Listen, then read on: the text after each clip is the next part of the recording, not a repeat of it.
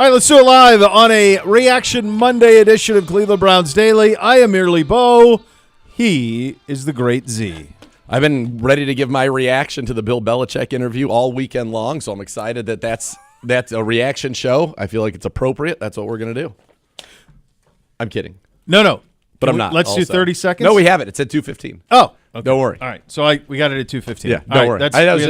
That was me just being funny. Or sort of I had attempting a to. What a weekend, baby. What a weekend. What a time to be alive. I'm at the youth sports doing the lacrosse up at Cedar Point, and I'm on my way up there with NBC. Sure. And I'm listening to you guys, and I hear a line about an Emery golf bag? Well, that was my favorite.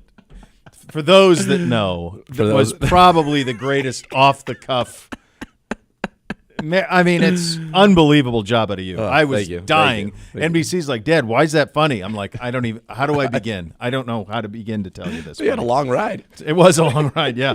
But no, all of a sudden it was like, and I text you, I'm like, is this happening? Yep. And it was. And so that's the headline of it. I think big picture, if you were to say Mason Graham, Carson Schlesinger, who we mentioned on Friday's show, Quinshon Judkins, Harold Fannin Jr., Dylan Gabriel, Dylan Sampson, Shedeur Sanders, and a one, impossible. No way. Impossible. In fact, I'll go way. so far as to say unfathomable, incomprehensible. No chance. No chance at all. Nope. I mean, it is an incredible haul. I love that there was clearly a desire to establish an attitude. There was clearly resources thrown at the quarterback position, which we will talk about as we go through the program. But this was when you left the combine, you just, in this scenario, you would have had two of the top 5 players. Yep. I think you ended up with 6 of pretty much most people's top 75. Mm-hmm. Gabriel would be the only one that on sums was out, but Mike Renner, for example, had him as the 58th best prospect in this draft. Yeah, I really liked him. Yep. Which is a second-round pick. But you consensus smoked it, and you got that future first-round pick. It's an incredible haul. The other thing that I would say is if you listed out the names of the people we drafted, and somebody who 1 week ago today, was put into a cone of silence. Yep. Then you said, this is the Browns draft. Place them in the order in which they were drafted. And if you do that, we will give you $1 million. That was good. That was good. But you couldn't do it. No. Impossible. No. Impossible. And they got a future first-round pick. Figure out how did that all happen? Well, you would have said, because Shedeur would have been a 1. Mason Graham was one of the 5 blue chippers. At a minimum, you're going to say if maybe Shedeur fell, he's got to be 33. At the best case, but I think most people a week ago at this time, his over-under was 9.5. And then it went to 21.5. But that was it. All right, let's do this right now because that's what everyone's talking about. And obviously, we got a million things to get through here. I don't know if we're going to have enough time. Normally, I know we have plenty of time. I don't know if we have enough time today. There's so much to get to. We have enough time, Gibby? We got a whole week. Slow roll it. Pace yourself. If we got to draw it out a few days, we'll be paced. Good news. We're good. So this is my theory on what happened with Shedeur and why there was such a disconnect between draft analysts. I want to hear your theory. I have a theory as well. And clearly the NFL. Yes. My theory on it is that if you are Dane Brugler, Daniel Jeremiah, Mel Kiper, Greg Cosell, most of these people who we think are the best in the business at this, they look at tape. And that's what they look at. And they look at tape, and on tape, Shedeur Sanders, across the board, was a top 35 player on everybody's list. Like his detractors were early second round. Those were the... Yes. Some people had him top 10. Kiper had him 4 overall, had him the number 1 quarterback. Those were the detractors. Bucky Brooks had him as the number 1 quarterback. Well, what are they doing? They're looking at film. So exclusively. Yeah. So where does the disconnect happen? They don't get a chance to meet the individual and spend time with the individual. And something clearly happened. And Shedeur even talked about this. DJ had him 20th. 20th, right. So clearly something happened in the pre-draft process across the league that caused a first-round tape talent to drop to the 5th. And so that's where the disconnect came between the NFL's evaluation of him and the talent evaluator's evaluation of him, which is tape only. Tape only shows top 35 player consensus. There wasn't anybody who had him lower that I could find. There was somebody who had him 34. I think Dane had him 34 maybe. There was somebody, but nobody had him lower than top of the second round. Most people had him in the first. Correct. But that's, I think, what led to the disbelief from Kiper and Jeremiah and everybody and trying to make sense of what happened here. But for the audience who consumes all of this, I think that delineation sometimes is missed. And I think that's what happened, and I think that's how he ends up in the 5th round. So you and we're singing from the same thing. And in fact, I've talked to a great many people around the league, and through myself and Andrew Siciliano has a great number of contacts around the league. We've got a pretty clear picture of, what it is that happened here. And that's exactly, you have nailed it. I talked about this on Saturday's show, I want to say. I'm pretty sure on Saturday's show, but maybe even a little bit on Friday. Tape only says first round. Detractors of his tape say early second. What we have had here is probably, and you'd have to be able to say this based on the fact that he went pick 144 at the most important position in all of professional sports, where you get bumped up because you play a quarterback, Absolutely. not bumped down. Yep. That this was a pre-draft process that perhaps part of it has to do with Shedeur. I'm just going to kind of say the team, his whole camp, we'll call it, that this pre-draft process was mismanaged at a historical level and led to, we've heard some of the things Todd McShay has said about the meetings with Brian Daboll and the Giants. That's led to, unfortunately for him, very bad meetings, very bad whiteboard sessions, very bad playbook recall, all of these things that these are not my words, but kind of what I've heard was that it made teams feel like they thought that he was trying to dictate where he was going and that it wasn't taken seriously, that this process wasn't taken seriously, and given the care and attention that it deserved. And that is why you saw him go where he did. But so if you're the Browns and you see him get through the 4th round and you make a decision as an organization at that point, okay, the talent now is too good to justify not taking him. You make the move, you go up and you take him.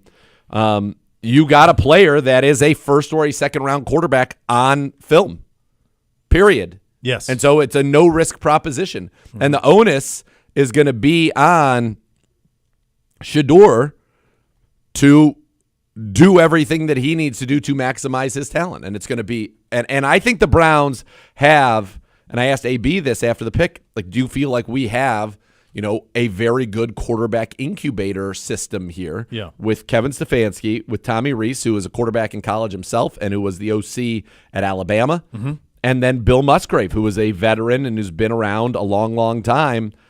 By the way, also happens to have a very close personal relationship with the Sanders family. That we have a good quarterback incubator, and not just for Shedeur, but for Kenny Pickett and Dylan Gabriel as well. Look, a lot of people are saying, well, if they were going to just take Shedeur, why'd they take Dylan Gabriel? I don't think anybody in this building thought that Shedeur Sanders was not going to get drafted in the 4th round. I'm talking about once we got to that point. Of course not. They did not think that was possible. Once it did, they sprung into action. We had, I don't know if you're listening at the time, but we had Dan Sagany in here, the great Sags, as we were put on the clock. Now, I've been able to talk with him since. Yeah. The second the 4th round ended, that was our goal. We're going up, we're getting him. And it just was where it was able to fall that we were able to do it. But as soon as we went on the clock, he knew exactly what was going on. We're like, you probably should go in there, And then he did. Sags was in here, and it was like notification at the pick. No, that we are on, on the clock. Trade made, Browns are on the clock. He was like, oh. And he tried to be like, he was like playing like, oh, the helmet flashed up, and I was like, he's like, Sags is like, oh, that's weird. Meanwhile, not weird to him at all. And so we got him out because as he and I were joking today, he's like, it would have been hilarious for me to be in here in the room when the pick was made with what your reaction was going to be. Yeah. So a funny story. That's a little peek behind the curtain. But yeah, they knew. But I want people to understand one thing. They never went into this draft thinking we're going to take 2 quarterbacks. No. I'll be honest with you. They knew it was possible they'd take 2 running backs because it was such a rich draft, but they never thought at pick 126 Dylan Sampson was going to be on the board. Yeah. Not in a billion years. And so they raced up there. But this is an organization that loves Dylan Gabriel. We had talked about it on this program a great deal. That was one where somewhat scoresy. I knew that we were big Dylan Gabriel fans. I didn't know when or how, but that was kind of to me if you didn't take that. But this is somebody that was very valued. And I think the Browns quarterback plan in this draft was Cam Ward, Dylan Gabriel. And that's really the summation of that quarterback plan. And they were able to then say, you know what? This position's so important. We have a person that we really, really liked on tape. Mm-hmm. We liked meeting him. They had they had a wonderful dinner out there in Denver or in Boulder, I'm sorry, and said, why not? Yeah. But they would have, if their draft ended after Dylan Sampson, they would have considered this a home run based off of their board. Now these people have to go, and now they're real football players, and now they're not just theoretical talents. But there's that. One of the other things, and by the way, we got to shout out Content Browns because he was been all over this. He's the only one. A lot of people remember when we went to Eugene. Yes. A lot of people thought that was for Tyler Shuck. It was obviously not. It was for Dylan Gabriel. For Dylan Gabriel, and that was kept under wraps in terms of that. But they love Dylan Gabriel. Now you have an opportunity to drive real competition. You get somebody who most people, I don't think maybe necessarily, I don't know if in terms of just the word talented, most people would say that Shedeur Sanders is more talented based on what they saw on tape. But you're going to have a real competition. Dylan Gabriel, he is a mature leader. He's done it. He's competed everywhere he's gone. He's produced 30 touchdowns with 6 or fewer interceptions in 3 different schools in Division I football. So he's just good. That talent translates. The height is obviously the reason that he was picked 94 and not earlier. We use this all the time. If a lot of things would be different. But if he were 6'3", this is somebody who would have gone probably number 2 to the Cleveland Browns, as a matter of fact.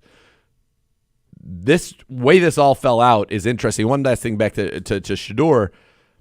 The other thing we didn't talk about, and that's why I said kind of his team and how this process went.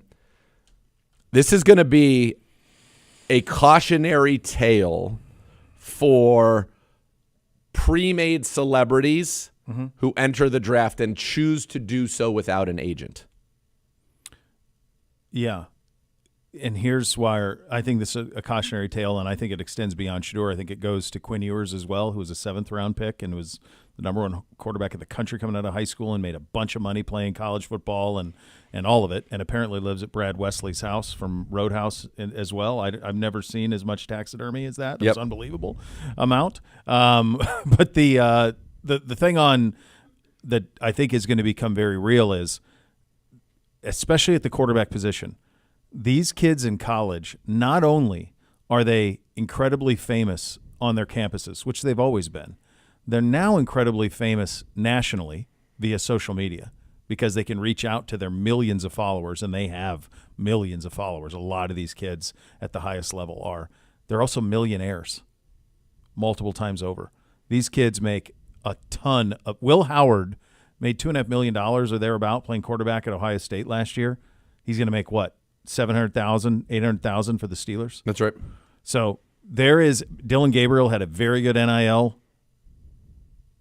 Shedeur Sanders was in 3 national ads by my count. He was in a KFC ad. He was in a wireless ad. I think he was in a Google ad. And so these, when you were an NFL, and a Delta ad. Was it Delta too? Yeah. Delta. There's like 4 of them. So like independent. It used to be there were a couple of kids at the top. You think of a Bake, a Johnny. Luck. I mean, there were a couple of guys at the top that had kind of notoriety. Now a great many of these kids in college football have that notoriety. And if you're in the NFL and you're drafting a quarterback, if you're taking one high, you're looking for a franchise quarterback. If you're taking one in the 3rd round or beyond, it's a flyer, and it's potentially a career backup or or long-term future planning. Maybe you can develop them into something. And what you don't want there is something that's loud, and you don't want distraction. You want someone who's a good teammate. I heard Joe Flacco talking about this last week when he had his availability, and he said, somebody asked him about mentoring, and he said, mentoring, like, we're there to support each other. You know, it's we're all on the same page. We're there to support each other. That's the job of everybody who isn't the starter. Yep. To be supportive of the starter. So I think teams. Quinn Ewers dropped into the 7th round. That is not his talent. He's more talented than Riley Leonard, for sure. Yeah. He's more talented than Graham Mertz, who's the quarterback at Florida and Wisconsin and never did much. He's more talented than that. He was picked behind those guys because there's a celebrity that comes with Quinn that you're signing up to too. I'm not saying he should have been a first-round pick. No, he shouldn't have been. No. But he should have been picked higher than the 7th round. Yep. And yet he was a 7th because what all are we getting with all this? So this is the new – and by the way, Quinn was a guy who turned down reportedly $7 million to play another year of college football. And he went in the 7th round. Now he's made a bunch, but this is my point, is that we are, because of what's happened at the college level, the NFL is signing up for a little bit different, especially at that position that they have been in previous years. We've never seen something like this, where you're drafting millionaires who are known commodities already. Agreed. No, we certainly have not. It's a new thing, and it's something that's going to become more and more prevalent, really, as we go on. These kids coming out because of the way college football is right now. I've asked Ryan Day this: how do you coach them?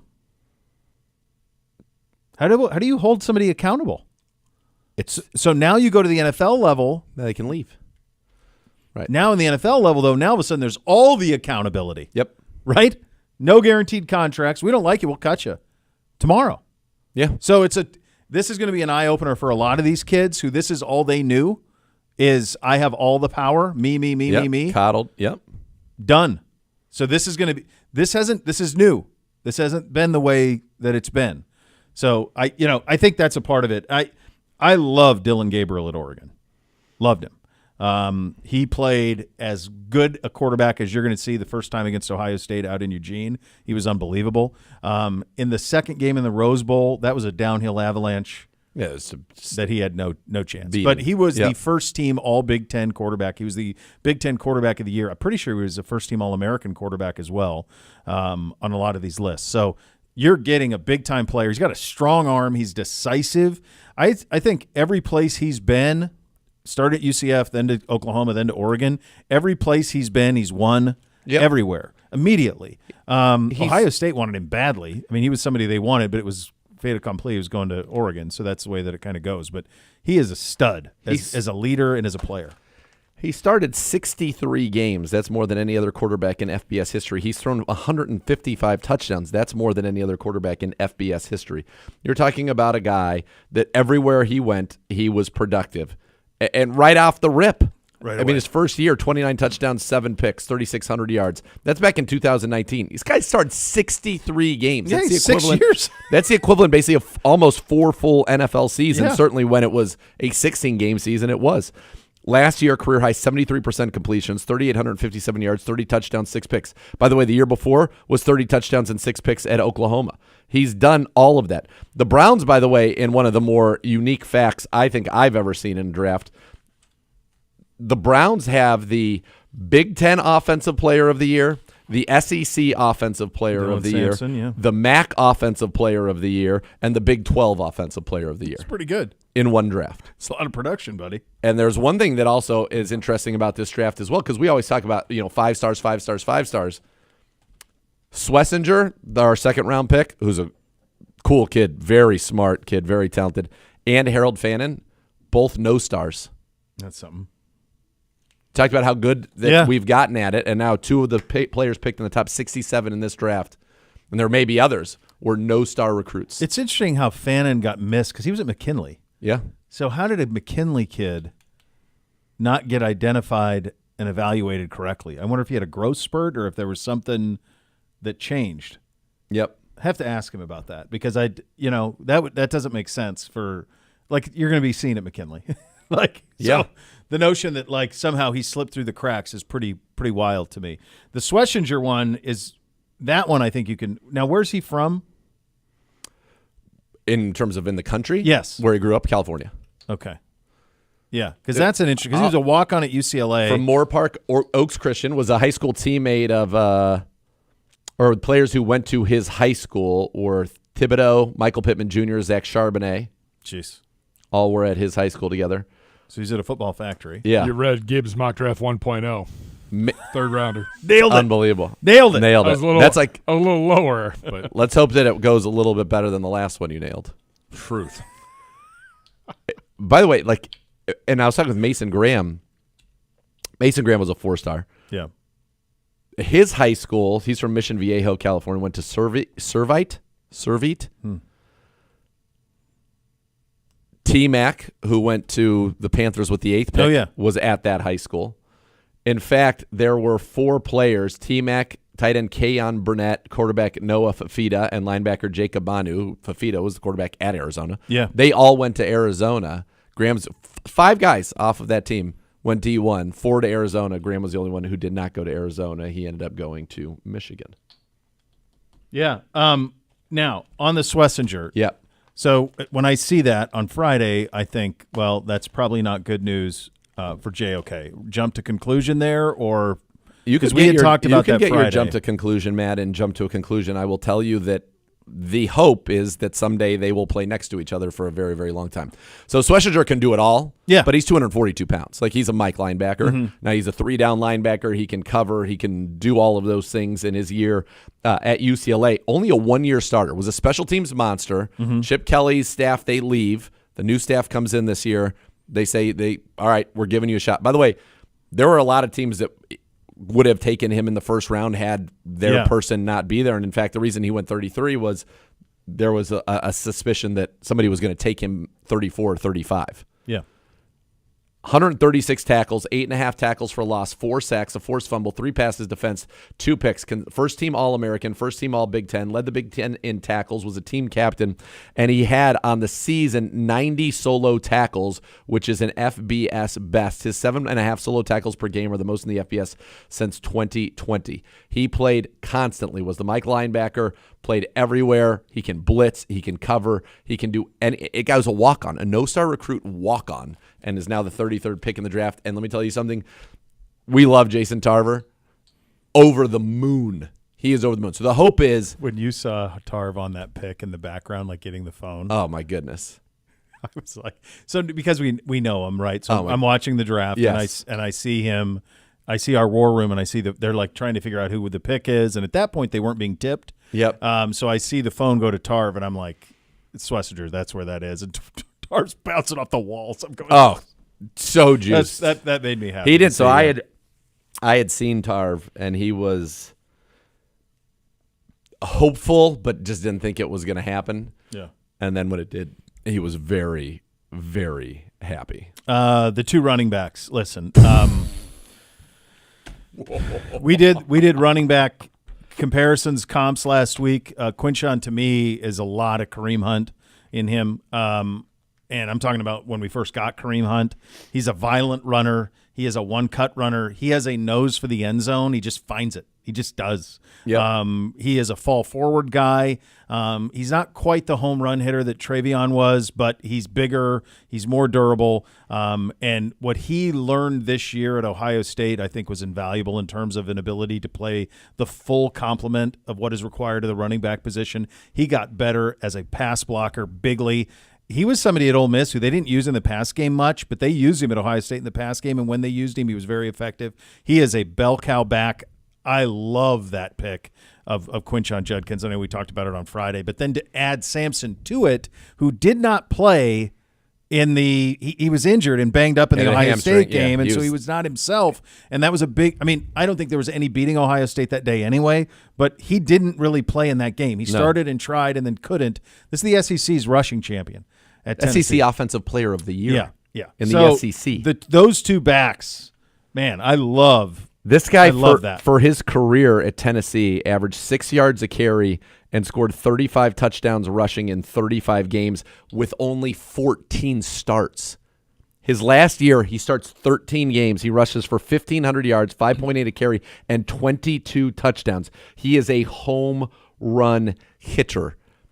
War number 6 there because he models his game after Alvin Kamara. This is thunder and lightning. It's basically Judkins and Travion. Yeah. The Browns were stunned that he was on the board at that point. Absolutely floored. Dane had him, I think, in the number 74 overall on his top 150. Had the board gone different and the Browns came out of this draft with only Dylan Sampson, they would have been thrilled. Right.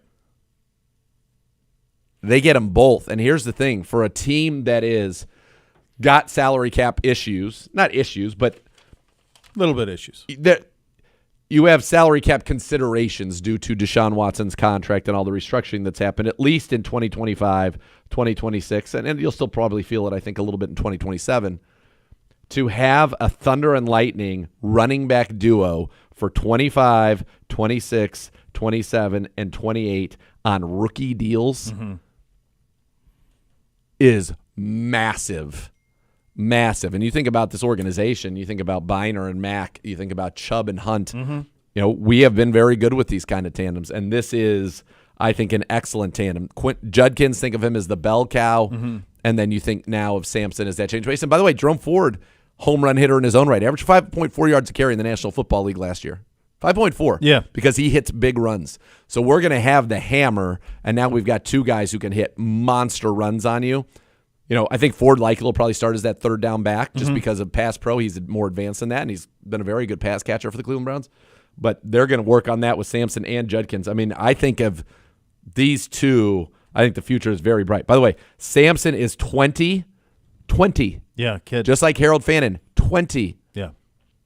Judkins only 21, but that was... That's nice for him. And think about your identity, right? So you got tougher on defense with Mason Graham and Schlesinger. Two of your first three picks, a defensive tackle and an off-ball linebacker, your first two picks. Nobody would have seen that coming. A running back is your third. But they think Mason Graham's going to be a much better pass rusher in the National Football League than he was in college due to what the scheme asked him to do at Michigan, which was more read, react, catch. Now he's going. They love Schlesinger, but they established an attitude. We talked about 12 personnel. Had to get a tight end in this draft. Harold Fannin. Browns absolutely loved him. One of my favorite moments, other than the I'd like to have it back on the Emory Golf, was your guys' anticipation of Gibby's reaction to Fannin. Us. So I when I started to, I quickly put the stream up because I wanted to see what was happening. That was great. And the way it works, the stream's a little bit behind everything else, so I was able to catch. As soon as I started to see it on social, I'm like, I got to get Gibby on this. And so your guys, that was amazing. Gibby, what I want to know Amazing about on Friday you, night. what I want to know about you, Gibby, is did you get to talk to him on Saturday? Because he never ended No. up coming up here. Well, And Gibby wore his BGSU pin. Yeah, he was ready. You didn't get to talk to him? no. Oh, Where you have to- sad. is No, it- yeah, I mean, you have to understand, like, unfortunately, everything that went down, fortunately, and unfortunately, timing, like, all three of our four picks from Friday night, Gabriel wasn't here. Yeah, it's a long He's in flight. Hawaii. Yeah. He's not going to make it by 2:00. Yeah, so we can get here by next Sunday. Pretty impressive job to get the people that they did get. Yeah. Like Schlesinger was on a flight like all night long and landed at like 5:30 in the morning. Deb is a miracle worker. Yeah. But all three of those guys were literally at the podium when the helmet flipped. Yeah. Like it's a rough situation. Like Carson comes in for a one-on-one with us. Yeah. I mean, we're 30 seconds into us having Shador. I was Right. like, I need you to wait a minute. Yeah, yeah. We're going to get you. We're going to get to you. Yeah. But it was just with everything going on at that point, unfortunately it took away maybe a little bit from those guys and their moment. But we'll have plenty of them, especially coming up in a couple weeks at rookie minicamp. So, but yeah, I was over the moon. I started getting messages It's your boy. from people that Gibby's been telling us about him since forever. like last Yeah. September. It's so awesome that he's here. And let me tell you something. The Browns absolutely loved him. Yeah. There were tight ends that went before Harold Fannin that the Browns were happy to see them go because they wanted Harold Fannin, and they Now, got him. Two things that if we would have said on Thursday, if we were to say we would not draft a wide receiver or an offensive tackle, I would have said no chance. I would have said no chance. You're going to draft Same. both of those things. Now, loyal to the board, and AB's been big. Best player available, best player they felt like there was value. I get it. But especially at wide receiver now with Elijah Moore, and we'll get to this in a second. Is he signed? I know he's No, visiting. he's visiting. So I could see him back here still. yeah, but right now that's a pretty thin room. I'd look at two things. Number one, obviously Elijah Moore familiarity here. Another thing I would look at is the Packers. Browns really liked Christian Watson a few years ago. Has not been able to stay healthy, but in terms of filling a vertical need, would do that. They've got now 1,000 Finally wide took a receivers. first-round wide receiver, yeah. They've got 1,000 wide receivers on their roster now. Let me see. Let's see. I'll pull up their receiver depth chart. Dontavian Wicks is a guy that from them that I would be very interested in as well. I think that is Andrew Berry thus far has been better at trading for wide receivers. I think he's been elite, Pretty good at that, yeah. trading for wide receivers. So they drafted this year. The Packers drafted Matthew Golden in the first round. They drafted Savion Williams in the third round. And in addition to that, they've got Romeo Doubs, Jaden Reed, Dontavian Wicks, Christian Watson, McCole Hardman they just signed. Oh, my gosh. So yeah. they've got somebody is Too much. they've got too much. So that would be it. The Browns really like Christian Watson. Now, injured, that's an issue. Dontavian Wicks, fifth rounder in 23. That guy can fly. They're a team that I would watch as a potential trade partner, not scores, just Yeah. connecting dots that seem to make sense. They're a team that I certainly would pay attention to and think would make a lot of sense. I don't think we're done in the wide receiver room. I will say I asked Andrew Berry Saturday.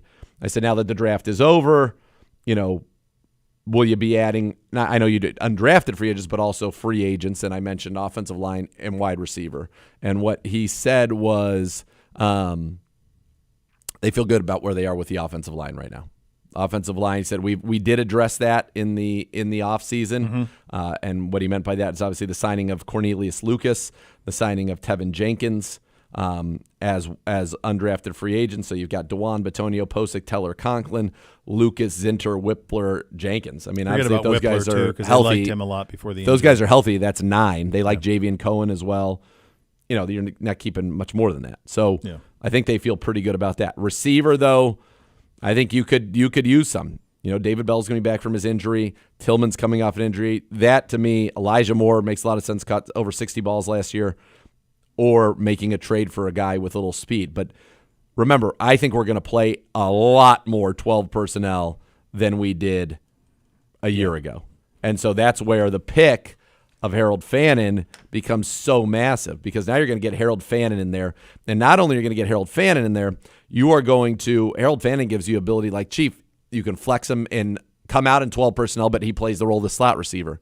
Fann's very good at that. He can. Last year's kind of equal parts inline slot and out wide as a wide receiver. So there's a lot of things you can do, try to dictate coverage and also then get tells for your quarterback. All right, if we start him off inline, then we motion him outside and a corner stays there. Are they in zone? Do they match? Does whoever was over him match? Do they go back out? Now they're in man. So I think there are going to be a lot of tells that you're going to be able to get from that 12 personnel that we really weren't able to do quite as much last year. All right, those are your hot topics today, presented by University Hospitals, official healthcare partner of your Cleveland Browns. How will the Browns handle what is right now a 5-person quarterback room? What will that look like? And Elijah Moore, some news on that. We will get you that coming up next. You'll listen to Cleveland Browns Daily. We're presented by Ballybet, official sports betting partner of your Cleveland Browns on 850 ESPN Cleveland.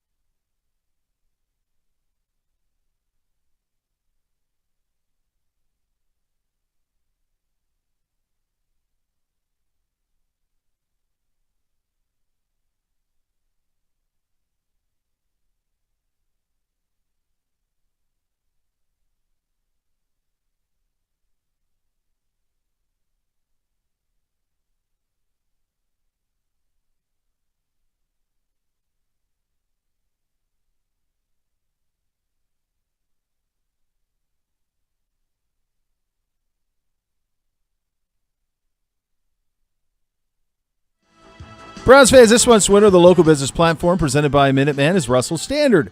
As a nearly 100-year-old family-owned business, Russell Standard's Akron plant helps supply asphalt and asphalt emulsions and perform preventative road maintenance to customers around the country. Check them out today at russellstandard.com. To learn more about the local business platform, visit browns.com/local business platform. All right, so let's do a little quarterback talk here, Mike. Well, first, let's do this. Jordan Schultz, Browns wide receiver Elijah Moore, former Browns wide receiver for right now. Elijah Moore is visiting Buffalo today. So that would seem to make all the sense in the world to come back. And you and I talked about even Jed Wills at tackle if you wanted to. He's unsigned at the moment. Yeah, so I don't think that one's happening. That one might not be happening. Potentially Elijah could come back. So who knows? But he did visit with Buffalo today. All right. We know that Deshaun Watson had a second Achilles surgery in December. So we're not doctors. We didn't stay at a Holiday Inn Express, but just add a year. Okay? So the soonest he is going to play is January of 27. There's no way to get around an Achilles. So this was 2 Achilles tear. He had one in the season, then the second one happened in December. So Deshaun Watson is on the roster, but he will not be be in the mix just physically. It's just not possible. All right, so what you have now, though, my friend, is 4 quarterbacks in this room. This offseason, we signed Joe Flacco and Kenny Pickett. Kenny Pickett first, then Joe Flacco. Traded for Joe Flacco. Sorry. I mean, traded for Kenny Traded Pickett. for Pickett. Signed Flacco. Good job. Thank you. Drafted Dylan Gabriel in the 3rd round. Drafted Shedeur Sanders in the 5th. So you have 4 quarterbacks in the room. How about this, by the way? You have 3 bites at the apple that they are excited about. You traded a 5th for Kenny Pickett and a future 5th, but you got a 5th back in the pre-draft trade with Houston, which, by the way, was used as part of the deal to go get Shedeur Sanders. Mm-hmm. So you've got a 5th and a 6th in Shedeur Sanders and a 3rd in Dylan Gabriel. And you have a guy who was drafted in the 1st round, a guy that many people thought was a first-round talent, and then the guy that they liked as much as anybody in the National Football League in Dylan Gabriel, and they have invested 5th and 6th, and 3rd. So there's really no risk to any of this. And they're in a position now, if it doesn't work out, they're in a position now next year with the future first to maybe not get the one if there's a clear one, but they're in position to get a quarterback, hopefully, that they like. Maybe next year's class. And by the way, nobody knows. Nobody knows anything, man. Because Quinn Ewers and Carson Beck were in the top 5. So Shedeur. Prior to Shedeur this was draft. 2. Yeah. It was Quinn, him. I mean, it was Beck, Shedeur, and then a lot of people had Quinn in the top 10 picks. And Cam Ward, I don't remember a year ago being talked about, just like Jaden Daniels the year before he was the number 2 pick was not talked about.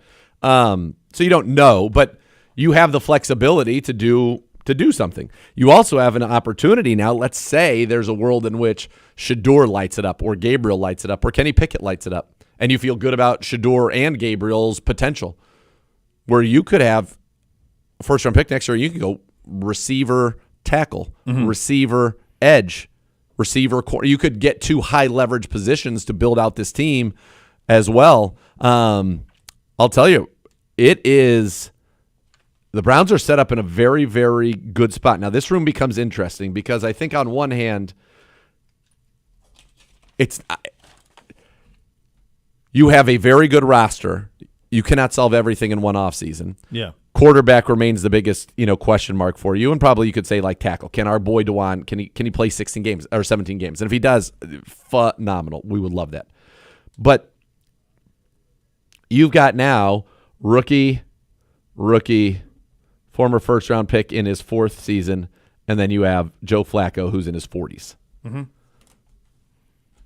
My guess is you want somebody from the first 3 group to just seize this thing. Yeah. And the reality is you want to, I think it's possible you could see all 3 of these guys at some point this year if they show that they are worthy of getting that opportunity, because you need answers going into 26. Now, could the Browns make a run at the playoffs this year? Of course. Mm-hmm. With this defense, you added these running backs, you're going to be able to get back to basics. Are we going to score a ton of points? I don't think maybe right now, but who knows? Maybe we do make some trades. Maybe we're not done at wide receiver, and then all of a sudden, whoa. But, yeah, this is a team that I think is built to compete now, but is also kind of looking at the future a little bit. And I think it's going to be interesting. I could see a scenario in which, honest to goodness, where we carry 4 quarterbacks. Oh, I think so. In the beginning of the season, I think so, absolutely. I could see, so let's say we did 4 quarterbacks. You did 3 running backs. Tight ends, you're probably going to be 3, would be my guess. So that's 10. And then line, we'll call it 9. So that's 19. So you could still have 6 receivers and be at 25 on offense. I don't even know if we would carry 6. I think we could end up Maybe 5. carry 5 receivers. You know, right now you would have what? Judy, Tillman, It's Thrash. Thrash. I think that it's kind of open. I think there's room for one more addition, but it's escaping right now. DeAndre Carter. He's going to make it because he's going to be your return specialist, right? So that's 3. And then you have, David Bell, Jamari Thrash, Mike Woods. There clearly can be an upgrade in here. I don't think that's not speaking out of turn. There can be an upgrade in there. But let's say you had 5. I mean, you totally have room to carry 4 quarterbacks. Now, you're going to be defense heavy. My goal is you probably want to be, 24, 26, or even 23, 27. Because right now, like if you were to look, so many we're just D-ends. ballparking it, but D ends, you've got Miles, Isaiah McGuire, Alex Wright, Joe Tryon-Shoyinka. You've got Obo. You've got Aquara, who you just signed. You love the play you got out of Cam Thomas last year. You got Ellerson Smith, who played a little bit for you last year. So I think you could be, 5 edges feels like a lot, but you could be 5, 6 easy. So let's call it 5 there. Defensive tackle now, you've got Mason Graham, Malik Collins, Mike Hall, Shelby Harris, Jawan Briggs. You could be 5 there. So that would be 10. Linebacker, Schlesinger, Devin Bush, Diabate, Jordan Hicks, JOK, Diabate. That's 5 there quickly, right? And then you still have Winston Reed and Buki Watson. So you could be, we'll call this 5, 6. And then corners, you've got your big 3, Denzel, MJ Emerson, Greg Newsome. You've got Cam Mitchell as 4. Tony Brown's back, so I would, Tony Brown I think has got a good idea. They picked up a Newsium last year in the middle of the year. They like him, so call it Tony Brown. That could be 6. And then safety right now, you've got Delpit, you've got Hickman. I think you need to add somebody. You need to add one there. A veteran safety, and then they got Chris Edmonds, who they like. But so if you were 5'5", 6'5", let's go 5'5", 15 and 11. That's 26 on this side. 5'5", 6'6", 6'5" would be 27. So it's doable. You're right there, yeah. It's doable. Well, here's the deal. You and I, before we knew how this was going to shake out, we said Shedeur at 2 and pick another one. I did say that. We said it a lot. Take another one in the 5th round. Take one in the 4th. Like, you have to take swings at this position until you hit. Like, that's it. And we have 3 bites at the apple now of quarterbacks 26 or younger who can potentially be the long-term solution. Well, like if you go. So figure out, to me, yes, chase the postseason, all that stuff. But to me, what matters most in 2025 is figuring out if one of these 3 can be the guy. My original, if you want to go back to my original, Yeah. was the quarterback room was going to be Shedeur or Cam Ward, like a Daniel Jones or like cast-off first-rounder equivalent, which, by the way, guess what? That is Kenny Pickett. And then it was Howard McCord Gabriel. I may have said Quinn Ewers, like if we're going back to January, but Howard McCord Gabriel. Yeah, it was one of those guys in the 4th round, 5th round. And we have that now. That's what we have. But also we have Flacco, because I think as they got closer to the draft, their thinking was, my guess, these are not scores. This is pure reckless speculation. But that Flacco, if you remember, Flacco said, interestingly enough, like a week before it happened, he would have said there's no way he was going to be a Brown. Yeah. So my guess is that as everything unfolded with Shedeur, he went from being somebody that was probably we were very interested in to maybe not as interested in, right? So now let's get Flacco. We're going to get Dillon Gabriel. We're going to have Pickett, Flacco, and Gabriel. And then what happened was so beyond anybody's possible expectation that, fine, we're taking that gamble. We know what's on tape. We know how talented he is. And now you have 4. I really think that's what happened. I think you're right. Yeah. So that'll be the management. Now, the good news, you got Stefanski. You've got You've got support in Tommy Rees, who's handled young quarterbacks expertly at Notre Dame and at Alabama. Yep. And now he's going to have his hands all over that room too. So, this is going to be fun. Be a fun camp. It's going to be a fun rookie mini camp when that kicks off. Preseason and training camp got a little more interesting. It sure did. Yeah, it sure did. All right, so there's kind of the answers on all of that. Coming up next, we will go around the league. Obviously, there is a lot to that. We will do that coming up next. Listen to Cleveland Browns Daily on 850 ESPN Cleveland.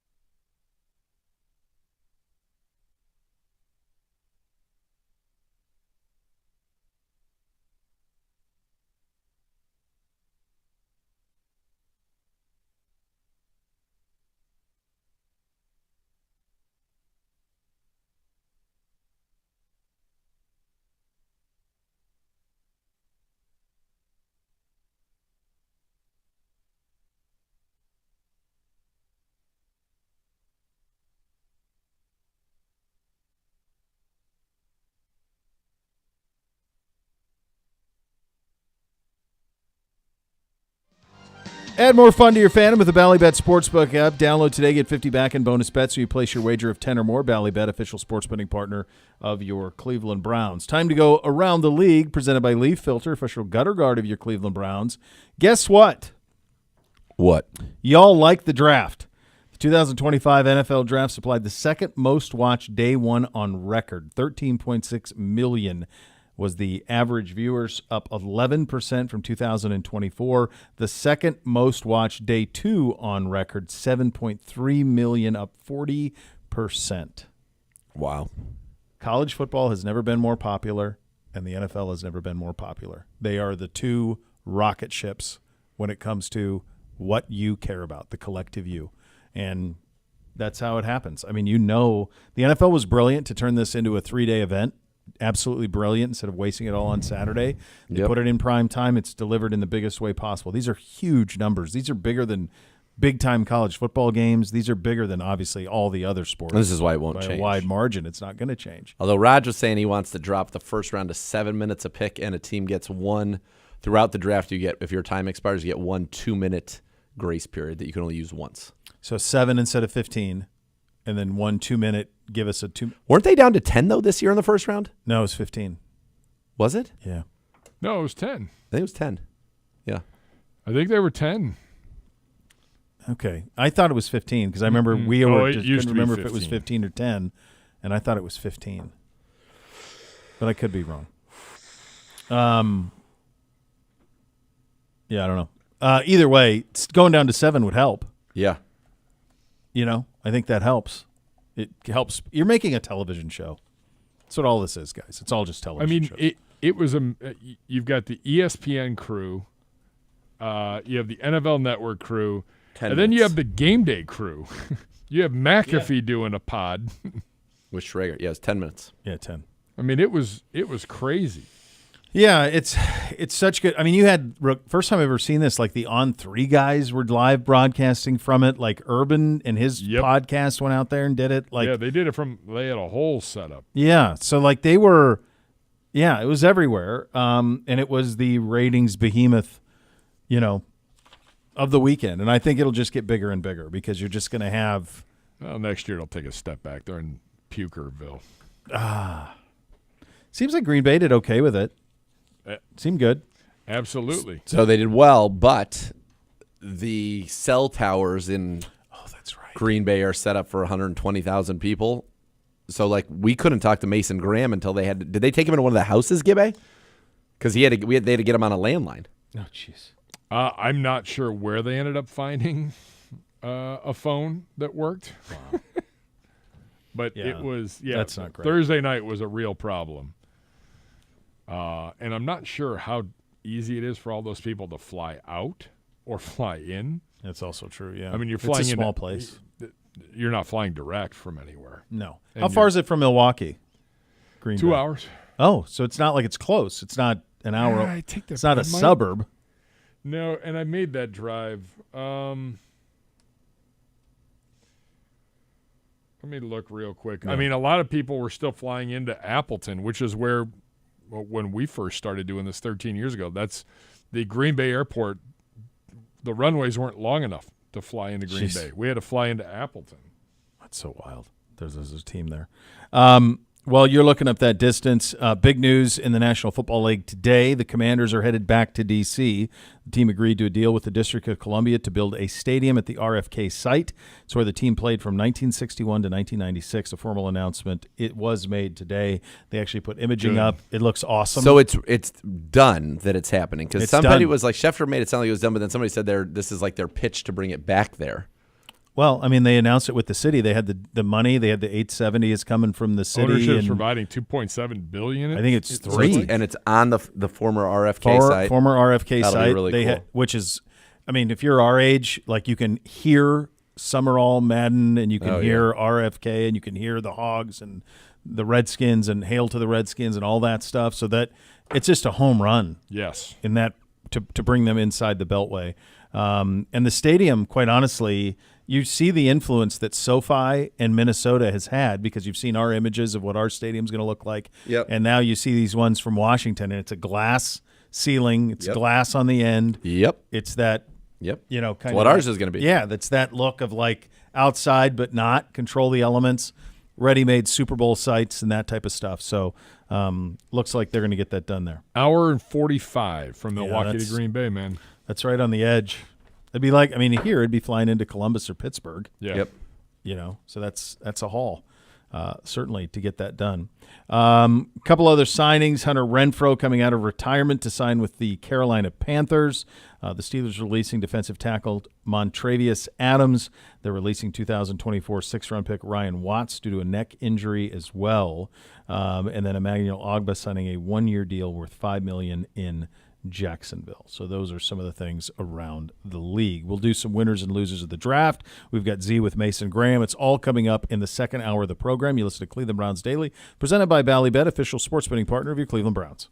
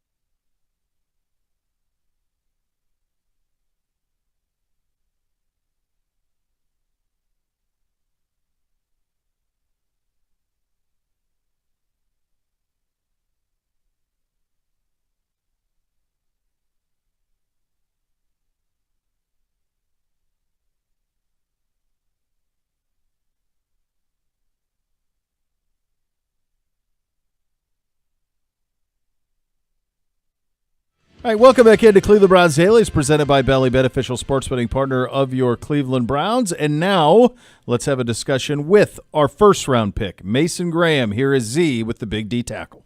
What a pleasure it is to be joined by the 5th pick in the 2025 NFL Draft, defensive tackle Mason Graham. When you hear that, you are the 5th pick, top 5 pick in an NFL draft. Is that something, go back to when you were a kid, when was that something that even became like a pipe dream for you? Yeah, probably, when I knew I wanted to, excel at the next level was probably 6th or 7th grade when I know I wanted to take it super serious, and this is what I wanted to do. So this is kind of just a dream come true. When you were in 6th or 7th grade, when you were thinking about that, were you thinking that you were going to be a running back drafted in the top 5 in the NFL? Then you used to handle the ball a little bit in your early days? Yeah, I used to handle the ball, but I thought I was more of a linebacker back then. Okay. I thought I was going to be a linebacker. Then, I started to progress, my body transformed, and then put my hand in the dirt, and then here I am. What was it like? What was just take me through yesterday? Just the nerves of it, because you can see the mock drafts, you can see all the rankings. Like, you knew there was a good chance you were going early in this draft. Mm-hmm. But what are kind of the nerves like until you actually know? Yeah, I was like more anxious than nervous. Sure. Wherever I was going to be blessed to go, that was God's plan. So, obviously it's Cleveland, so I'm, really happy to be here, excited to get to work. But, yeah, just a crazy 24 hours, everything, you dreamed of, all the dreams coming true. It happens fast, but, it's hard to take in, all at once. When did you know it was going to be Cleveland? I had a good feeling. I heard some stuff going around that, Jacksonville might wanted to trade up and, get Travis. So I didn't know, what was going to happen, but, I knew – what happened on my visit. I thought I had a good visit, had a good relationship, and I feel like I can just fit good in this scheme. And then ultimately I got the call and, just super excited. Is it wild to know what we know now, which I'm guessing you weren't privy to, and if you were, you wouldn't even tell us anyway, but that this was kind of in place for a couple of weeks? Yeah, I didn't know, but yeah. I'm just thankful. There's a lot that goes on behind the scenes. I didn't know anything, I just know that my phone rang and I saw that Cleveland area code, and now I'm blessed to be here. So today you're walking around, you've got your parents and your grandma. What's it like to be able to share this with them? Because not only is this a huge thing from a football standpoint, this is a huge thing for the Graham family. I mean, This is a transformative financial moment in your family's history. This will affect future generations of Grahams forever. What's kind of that been like to be with your family and enjoy all that? Yeah, I'm just grateful that I was able to bring them along. My journey, they've been, I've been blessed that they've been able to sacrifice a lot for me to get where I am at. Even, just like them coming to games, even just coming to a game, they live in Hawaii now, so it's kind of a far track to the Midwest, but, they make it happen, even though if it's just seeing me for like 30 minutes after a game, they take that 10-hour flight and, just want to see me play. And so it's just, it's a full circle moment, just making them proud, and giving back to them, what they gave me. I'll tell you something. You're going to be in Cleveland. It'll be nice to be able to say, "Oh, I'm going to go to Hawaii in the off season." That'll be something that your teammates will be very envious of. Yeah, for sure. I'll be out there. There's no doubt. How wild is it that when you think about this draft, you and then McMillan, your high school teammate, top 8 players in this draft? Yeah, it's just everything. Like I said, coming full circle. We did our 4 years of high school together. I knew him, ever since he was in 8th grade. So we did our 4 years of high school and then 3 years of college. So we came out the same year, and it was just cool being able, even during the draft process and combine process. Yeah. We trained together in Arizona. I trained with a lot of my teammates too. Me, Will Johnson, Colson Loveland, and then T-Mac was there too. It was kind of cool just seeing everyone kind of bond together and just really guys that I'm going to be close friends with for a long time. How did you end up going to Michigan? Because your teammates all went to the University of Arizona. Mm-hmm. My uncle, may he rest in peace, the great Zaga, was a professor at the University of Arizona in Tucson. So bear down, that is close, near and dear to my heart. So how did you end up going to Michigan? Yeah, my story was kind of different. A lot of people don't think of West Coast kids coming to the Midwest to come play football, but I kind of had a slow recruitment, and it picked up my senior year. So, midway through the year, I was getting more looks, and then I thought, I wanted to be developed into the best player I can be, and Coach Harbaugh and a bunch of, NFL caliber coaches were there. So my ultimate goal is to be in the NFL, and, why not, Michigan and get developed by the best to, get to my ultimate goals. So you've been around winning, won a national championship. Was that at the pinnacle of your sports career at that moment? Yeah, for sure. Was that how special is it to have that bond with all the guys that were on that team with you to win the national championship? Yeah, I mean, it's kind of just, different nowadays. I feel like college football is never going to be the same, Totally. All this NIL stuff going on. So I feel like that was the last year, an actual team was formed, and just that's what a team really was supposed to be. And, we'll look back on, that Natty 30 years from now. We'll have reunions, and it's just going to be cool seeing all the guys, a lot of players, Mikey Sanders-Stills, Chris Jenkins, Junior Colsons, all those type of guys. That will come. It's going to be cool. We'll all be in the league for a long time. I was going to say, there's like, what, 15, 20? Oh, yeah. I think there was like 15 some guys drafted last year. So Yeah, and a bunch more this year. Mm-hmm. It's pretty cool. It is very special, and I know you've already gotten a lot of questions about the Ohio State aspect, but I'm from California as well. So I'm from Northern California, from San Francisco Bay Area. I have a lot of friends who are Michigan people, a lot of friends who are Ohio State people. All the Michigan people are very excited, as I told you earlier about my buddy the Kid. The Ohio State people are like, you know what? He kind of kicked our butts, so I'm glad he's on our side now. Yeah. So that's which is rare, and things have come a long way, obviously, in that rivalry. But that's rare, especially for a guy that, I'll say it for you, it didn't lose, did not lose to the Ohio State Buckeyes. Yeah, it's cool, just seeing how the Cleveland fans are embracing me. We have our differences in the past, but, we're coming together for the betterment of the team. And, all I want to do is come to Cleveland, build the city up and build this team up to get, Cleveland back on top. All right, so I was going through, this is Dane Brugler's profile on you, and I don't know if you're aware, he does this thing called the Beast, which is in this binder. That is his scam. Everybody that is draft eligible, and it has all kinds of cool nuggets in it. And one of the things I was reading about that struck me was that you spent some time prior to last season training with the sack sensei, Javan Gopi. Am I saying his name right? Tell me about that. What do you get from a sack sensei? Yeah, that's just his name he goes by. But, I've worked with a lot of, great coaches, and, I happen to be in Florida, and then he's based out of Florida, so I just wanted to get some work in. He was there to, help me. I trained at this facility called Bomberito out there for a day, and I did some work with Sack Sensei too. So it was pretty cool. Just, all I want to do is, work, no matter who that be with. I feel like work is work at the end of the day. How excited are you to go from, and I know that you loved what you did, obviously, at Michigan, but we talked about this a little bit last night, to just attacking, just being like, my job is to beat the guy in front of me and go disrupt the play. Yeah, I feel like it's just going to make everything simpler for me. Coach Schwartz was kind of referring to me kind of like taking the chains off, taking the cuffs off. So, kind of letting loose, attacking, creating negative plays. And, I'm really going to embrace that. So I saw a video that our social team put out of you got a text from Myles Garrett kind of immediately. Yeah. What was, if you care to share, you don't have to. What did he say? And how's that relationship? Where did that relationship start? It was just brief. He congratulated me, just basically said he's excited to work with me. And, obviously I'm excited to work with him. He's one of the best, and I feel like I can learn a lot from him. Is it one of the weird things I would imagine going from college to the pros is that now Myles Garrett's your teammate? This is a guy that I'm sure you've watched and you've seen. Obviously, he's going to end his career in Canton. And now it's like you're going to look over and be like, oh, man, they're double teaming him. Let's go. But there he is. Yeah, for sure. I feel like he'll create, a lot of opportunities for both of us. Obviously he has a lot of attention on him, but I came here to come, take some attention off of him and, free him up a little bit. And, I feel like we're going to work really good together along with all the other guys on the front. How excited are you to actually get to work? Because this is, you're not here to do interviews. It's part of the gig, right? But you're here to play football. Yeah, I feel like, this draft process is really long, but, a lot happens in, 24 hours. All the action really happened, but, it's 4 months of, meeting with teams, everyone trying to get to know you and, find out what, makes me the player I am. So, yeah, just blessing. What was the most important thing that you wanted to convey to teams that were interested in you? Yeah, I wanted to convey, I feel like I'm the most dominant player in this draft class. I feel, a lot of players, sometimes are one-dimensional. I feel like I'm not. I play the run and pass at, equally high level. I feel like, and I just have the mental and physical toughness to have what it takes. What do you want to accomplish? Winning is the goal, and I know that every team wants to win, every player wants to win. What do you hope that you can kind of come in here, and it comes not numbers or anything like that, but what is your goal like for your rookie season in the National Football League as you make jump? You're the most dominant player in this draft. How do you hope that translates into your rookie season?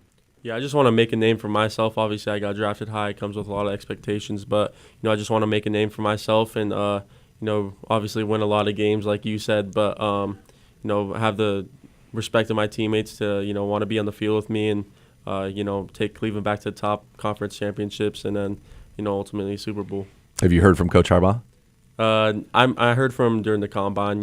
Yeah. When I was at the combine, I'm sure he's not happier in his conference. I know he's all good. They got great players too over there. So, happy for those guys, and it's always good catching up with them. All right. If there's one thing that when you put on the Cleveland Browns uniform, it says Graham across the back of your back, that you want Cleveland Browns fans to know about, you or to think about, because when you play football, you're in a full uniform. You can't really read your face, can't see the emotion. What's one thing you want Browns fans whenever they see Mason Graham on the field that you want them to know what?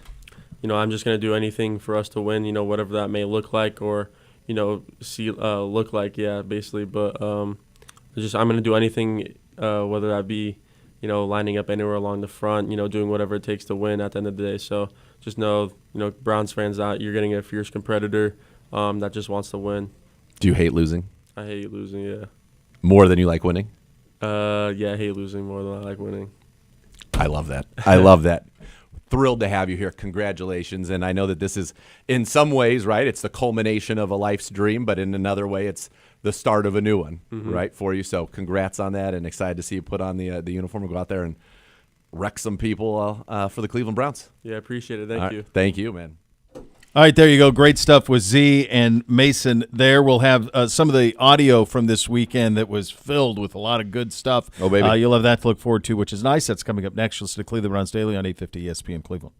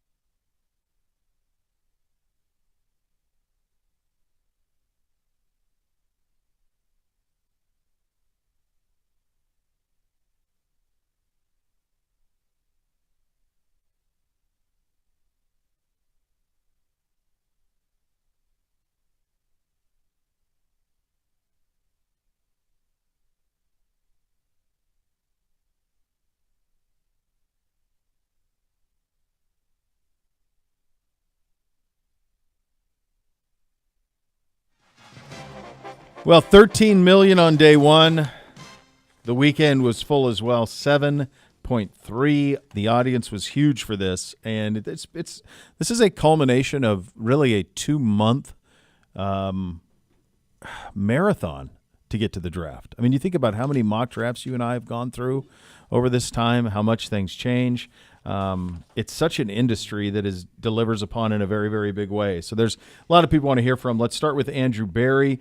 He was asked if drafting 2 running backs means Nick Chubb will not be back. Here is AB on that. I'd say, not necessarily, but, the complexion of our running back room has changed this weekend. And so as we, work through the, undrafted free agency process, maybe take a breath on Sunday, we'll reassess kind of where the roster is and what opportunities are available to us, on the veteran market, and then we'll operate from there. Yeah, I mean, it's a numbers game a little bit, certainly. I'm sure that this organization would love to have Nick Chubb back. He remains right there on the wall, and so we see him every day in terms of his image. But at the same time, it takes 2 to tango on that, so we'll see what transpires. And your running back room is really young now and really explosive. Really explosive and really cheap. Yeah. Yep. Which is a benefit when you need to get elite production at one spot and save money at the same time. By the way, I also think I would love to see Nick Chubb back. I think there are a lot of people that would love to see Nick Chubb back as well. All right, here is AB on his expectation for 5th-round pick, Shedeur Sanders. Obviously, Shedeur has kind of grown up in the spotlight, but our expectation is for him to come in here and work and compete. Nothing's been promised. Nothing will be given. So, I may hesitate to characterize it as a blockbuster. That's not necessarily how we thought of the transaction, but we are excited to work with him. Yeah, you can classify it whatever you want. He was the most talked about player leading into this draft for 2 months. Yep. So with that comes all of it. I mean, it's part of it. It's one of those things. I mean, what do you think his just Instagram following is? Is it like 4 million? I'm sure it's enormous. The thing about it is coming in as a 5th rounder is very different than coming in as a 1st rounder. Yes. Or even, pick 33 or 36 would have been. Yeah. It is going to be about him, working and doing the things and answering the questions. The tape speaks for itself, which is why you make the gamble that you did. It's everything else that we weren't privy to, or that Mel Kiper wasn't privy to, or Daniel Jeremiah wasn't privy to, that had him fall to 144. Is he going to – how does he deal with that? And I think, honestly, I really think being here and being on his own and being away from obviously some things he got that were very, very – that were bad. It was bad advice, right? Yep. That it could be a really good thing for him. And if he can maximize the gifts that he's got, this could be a franchise-changing pick in the 5th round that you really didn't have to use any assets on. No, it's a big swing and one that has a very, very high ceiling and a pretty high floor. Here's Shedeur on how he thinks he will fit here in Cleveland. I know I'm going to fit in perfectly. I feel like it's first getting in, showing the respect to the vets, showing them, I'm here ready to work so they could actually understand the real me. That's what I'm truly thankful to have, is an opportunity for people to actually see the real me and not be able to see stuff that could be true or not. That's what I'm most excited about being in the building, and, of course, in the staff and on the staff and the cafeteria. Everything was the people there were genuine. It was real cool. So I left that visit knowing that if that was the place for me, I would feel real comfortable with what they have in place. There you go. He was also asked another question about, would he have done some things differently in the process? And basically said, I definitely could have done a lot of things differently. And so to me, the first thing to be able to change is to acknowledge that you have to make some changes. And I hope that it works out. I am a big fan of his on tape. I'm not privy to any of that stuff. None of us were. No, that's what we talked about. But yeah. I'm very excited to see what he can do. He's excited. really accurate. Yeah. So is the next guy. The next guy we're going to hear about. And this is from Greg Cosell, who, the type of pedestal we sit Greg upon. Here is him on the Ross Tucker podcast on the third round quarterback, the quarterback we chose first. That is Dillon Gabriel. You know, I think that Gabriel is a guy that has a natural feel for the position. I think he's got subtle and nuanced pocket movement, which you don't see from a lot of college quarterbacks. I think he has a pretty refined feel for when to come off intermediate route concepts and check the ball down. He rarely gets stuck in the pocket. I mean, I think you're dealing with a guy, obviously, because he was 5'11" and an eighth. He's got a little bit better arm than people are giving him credit for. He does not have a bad arm at all. What he needs at the next level, and I think in an ideal world, this is what Kevin Stefanski wants his offense to look like, is he needs a passing game built on timing and rhythm concepts, maybe an emphasis on RPO and quick game, where Gabriel can hit his back foot, deliver the ball, play action boot to clearly define reads and present cleaner throws. This is what Kevin Stefanski obviously wants his offense to look like. There you go. That's the smartest guy you're going to know on Gabriel and how that all fits in. There's a lot to like about him. I was thinking about this, though, when they had the video conference with him in Hawaii, and I was thinking like a year ago at spring break how long that was to fly from there to here.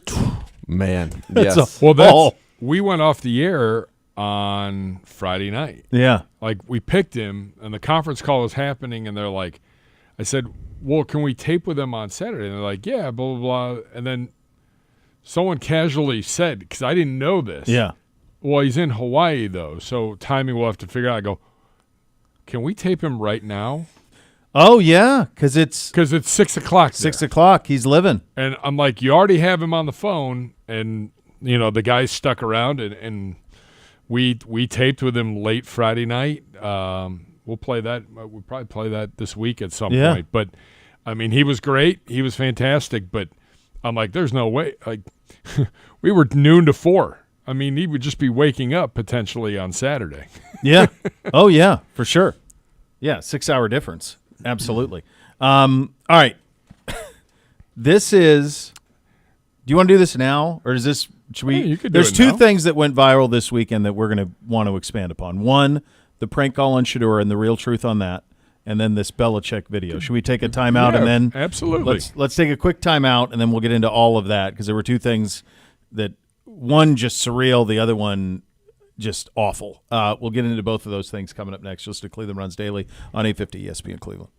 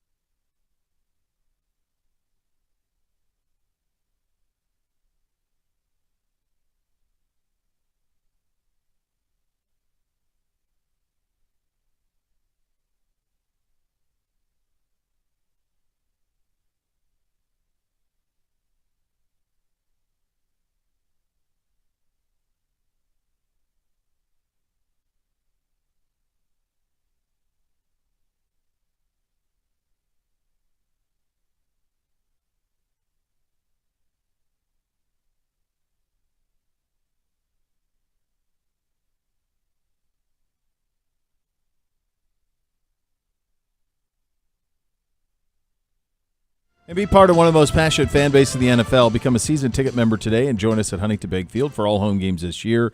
Visit browns.com/tickets. Okay, so two things kind of viral a lot viral over the weekend, but this is two of them. Let's start with what happened to Shedeur, and it happened to a lot of draft picks. Tyler Warren was involved in this, where they were prank Mason Graham called. supposedly as well. Did Mace get it too? Yeah. Okay, so there was several of them. Shedeur was the most famous, and I give him credit because he didn't have to put this out, and he did, that he had been prank called.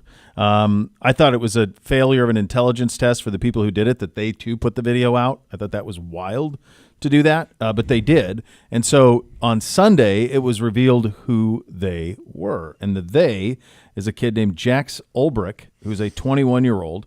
Now you're saying, well, why are you mentioning his name? Well, here's why. He is the son of Falcons defensive coordinator Jeff Ulbrich. He was one of at least behind one of the three prank calls at least who were played on NFL draft prospects over the weekend. Ulbrich says he was responsible for the prank call to Shedeur Sanders on Friday night. Ulbrich's friend made the call with Ulbrich sitting next to him. They filmed all of this. So, just By the the way, intelligence level on this is stunning. A 21-year-old behaving like this. I mean, you expect this from a 13-year-old. Yep. So he apologized on his Instagram for it. The Falcons had to get involved in this. Yeah. Earlier in the week, Jax Ulbrich unintentionally came across draft contact phone numbers for Shedeur Sanders off an open iPad while visiting his parents' home and wrote the number down to later conduct a prank call. Jeff Ulbrich has been unaware of the data exposure or any facets of the prank and was made aware of the above only after the fact. No punishment for the defensive coordinator. Your thoughts? It's hard for him to be held responsible, but he had the information. I find that it seems to be kind of a very curious notion that he unintentionally came across the number. It feels like pretty intentional. Pretty intentional that he came across it and then decided to weaponize it Yeah. to act cool. To me, the kid should be in significantly more trouble than his dad. For sure. I mean, if your kid took something off your iPad without your knowledge. I think the fact that the kid's 21 too makes it should fall on his lap 100%. more than anywhere else. Yes. But I also think, what could the dad have done differently? Because he's going to have the information. Obviously, that's why you shouldn't have if it's that type of sensitive material, Yeah. then it shouldn't be something that's laying around even for the kid to get into. Yes, fair. Even though it's a 21-year-old adult. Hold on. It is. Because if you're old enough to drink and Oh, no. be I in the agree. Army, come on. That's the part of this that doesn't Yeah. make sense to me. First of all, we all know our iPads, after a period of inactivity, lock rather quickly. Oh, yeah. I'm So- sure an NFL issued one locks in a minute. So the part that doesn't add up to me is that this was just it was just left up on the screen. Yeah. The kid went into his iPad and sourced it. That's why I don't think the fathers. So Other did than he for- give him the code to his iPad? Who knows? His NFL issued iPad? That I don't It's an know. awful look, and I'm going to tell you what I It's would. This is how terrible. I would view this dad going forward. I don't know this guy. This guy ever been in our building? We ever had this guy in our building? He was like the DC with the Jets under Saleh. He was Yeah. with the Niners. He was the interim head coach of the Jets I'm when gonna they tell you- fired Saleh. You have kids. I have kids. You have kids. Your kids are a reflection of you. Well, that's what I'm saying. The fact that his kid is So one of the his- calls, he's- that reflects. He on has him. raised a punk kid. That's it. When I see a kid who's misbehaving in any of the kids' peer group, I look at the parents and I go, what's going on with you? The one pushback I will give is he's 21 years old. So, Yeah. you could have raised him well, and then they go to college, and then they're off on their own. True. This kid's But they're- making his own decisions. This kid, isn't like I agree with you. He's 21, so I think that changed it a little. But I also think, he thinks it's cool. He's being a punk. This is like Jerky Boys. It's like For all the sure. stuff I'm just saying punked when we were kids, all that. As a 21-year-old, if he had committed, let's call it a heinous crime, let's say Yeah. he actually committed a real, Sure. the police are involved crime, a murder, something heinous. Right. On some level, you could say, yes, that is the parents, something happened, but he's 20, the parents aren't being tried. He's being tried. No. I agree. 21 to me, it's right on the edge. You're on Because your own, though, when you're at you 21. are- If you're at college, If you are. when But you're if it's in there now, it was in there before. I'm with Kev a little bit. I think I think until, to me, 21 is right on the edge of I'd have to know you what incubated his- it. You I'd ha- incubated some of it. I'd have to This know kid what his thought he could get away with a upbringing lot. Yeah. for sure and what it was. Like, is he one of the kids that went to one of those prep schools and has basically been on his own for a while? Yeah, I don't know that. He's an NFL coach. We know how difficult it is to be Yeah. present given the hours and the demands of that. Listen, brutal obviously look. It's not good. It's a Brutal, horrible brutal look. Brutal. I feel some sympathy for the parent because sometimes you could raise the kids perfectly and they could go be Absolutely. punks on their own. For sure. And I'm not saying the dad should be fired. No, But I do think no. that there is probably, I'd look at him differently now. Feels like double secret probation. For sure. And I think it's, because of his part in it. And I think it's something that he's going to carry with him Yeah. a little bit. Yep. You had sensitive material. Your kid thought he'd be cool and take access of it and have fun with it. Totally. By the way, how did he think he wasn't going to get caught? He filmed it. Well, that's the intelligence That failure. level of hold idiocy. on. That is an I mean- intelligence failure, but that is also to me an entitlement issue where I'm above it all. You said it. Yeah. I mean, that's where That's I'm what it getting with reeks all me this. with- and agree. You raised a punk. Is what it seems like. So, that's a bad look. I thought Shadur handled it incredibly well. Even took the kid's call, apparently. Yeah. So Yes.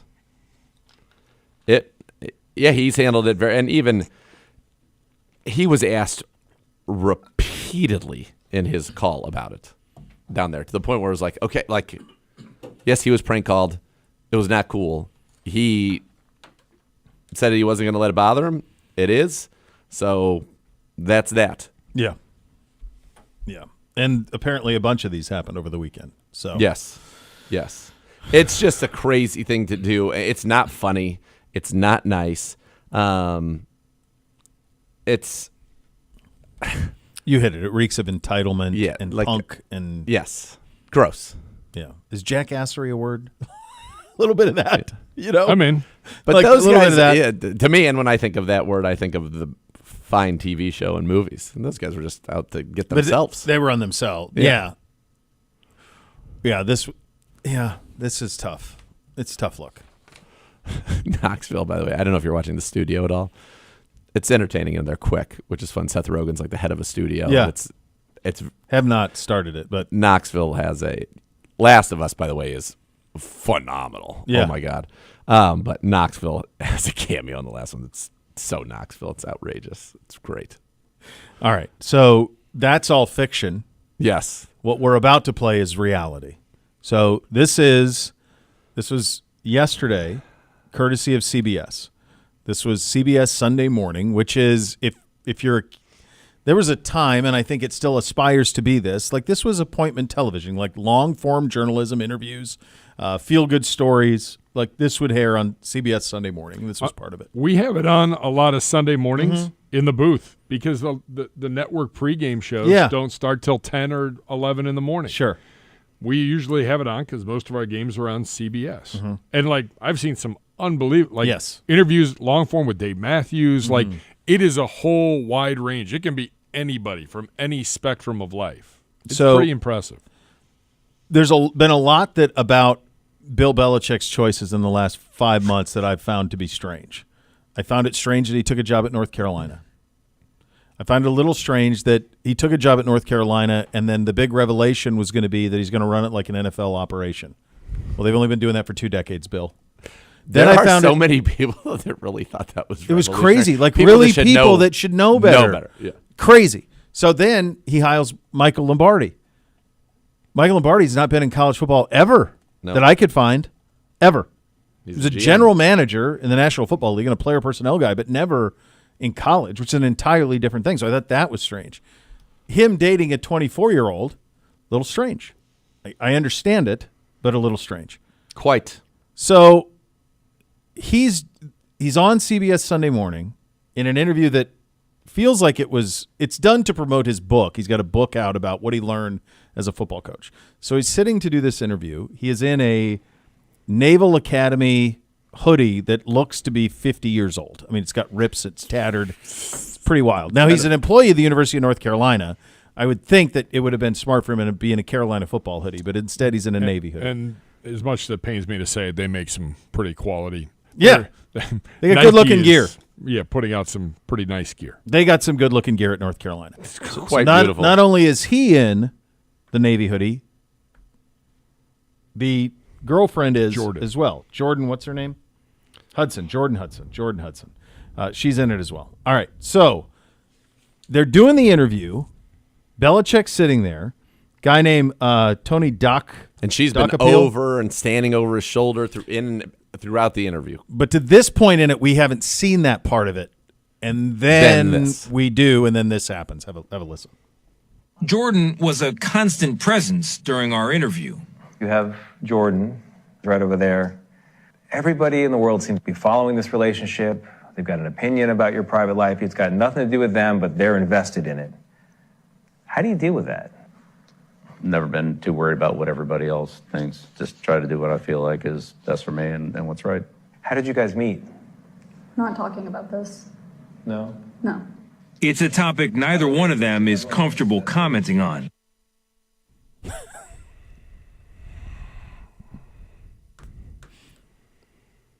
So, CBS has now this part. Maybe you could argue they did him a little dirty on this. They have a camera behind him that has her in the background. Now, when they do those interviews, they have a bunch of cameras, like they're kind of everywhere to kind of gather all of it. But then they show video of her like coming up to him, and we've seen her at spring football and stuff, going right on the field to talk to Belichick. It's wild, man. And to say we're not talking about that. And he just like, As an looks at her like- interjection, yeah, like she's running the show, it is completely, it's wild. It was a tough watch. And I think that if you were to ask me, just my opinion, it raises a lot more questions than just whatever story it is that they wanted to present saying would have raised. of course. They just would have said it. Whatever it is. Yeah. Obviously. Now, someone was saying this morning that on her Instagram, he stopped her on a plane because she had a book and he to compliment her on the book. So and that he would be a signed it. very easy story to tell. Correct. That's a story that's cute. That's romantic. Yeah. So Stop why me not on a tell plane. it? I like. It's an interesting reading. Why not just tell it? So strange. So strange. Sometimes the most obvious answer Yeah. is the answer. Right. It's just so strange to me that this is a guy. There's so many different ways that he could approach late life, but a guy who has done what he's done in the National Football League. And by the way, probably the bigger headline from a football perspective coming out of this is there's no acknowledgement of Bob Kraft at all in the book, not even a mention of Bob Kraft, nor is there an acknowledgement of Bob Kraft. That's probably like whatever happened between Belichick and Kraft is pretty damaging stuff. And it clearly comes down to you told me Brady was cooked and he wasn't. And I had to watch him win a Super Bowl somewhere else. I think just connecting dots. I think that's pretty obvious. But no acknowledgement of Kraft in that at all. So instead, he chooses to go down this college route.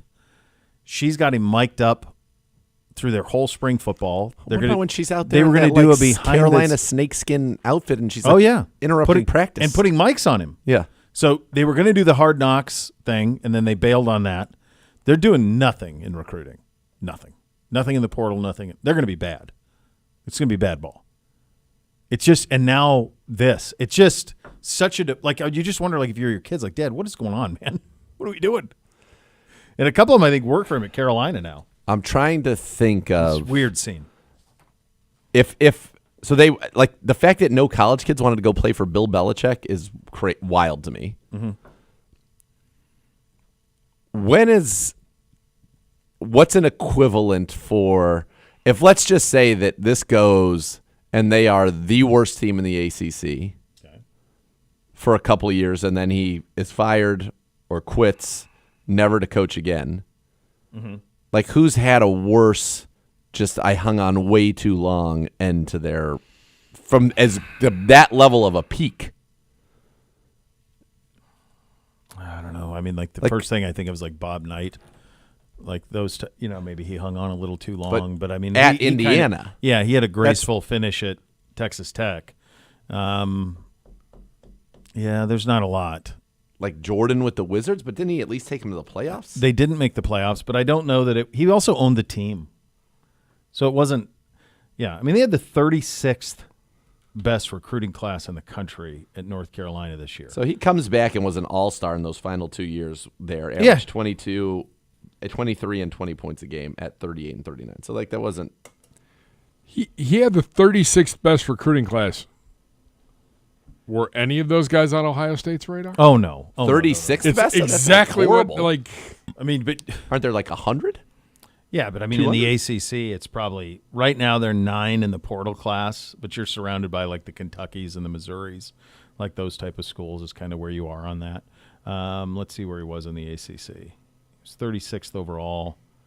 So maybe they won't be. It's not gonna. They might not be like 0 for 0 for. No, I don't. Oh no, I don't think they're not going to so. be the worst team. It was the 8th best recruiting class in the ACC, behind Duke and NC State, Clemson, SMU, Georgia Tech, Florida State. That's Miami. crazy. 8th best recruiting class at a place where you can recruit. I mean, you can recruit a little bit at Carolina. That was surreal, though. That's folks. The audio. If you have not seen the video makes it even worse. Please, it's even worse. So much more to come. Cleveland Runs Daily, 850 ESPN Cleveland.